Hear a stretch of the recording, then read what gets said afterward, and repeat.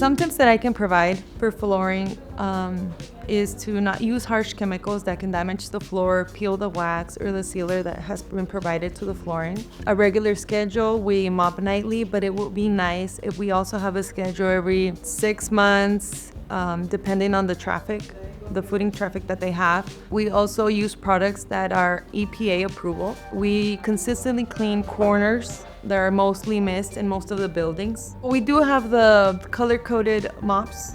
They're green for the bathrooms, blue for offices and break rooms. We also use sanitizers to sanitize the restrooms or the kitchen areas to have everything nice and clean.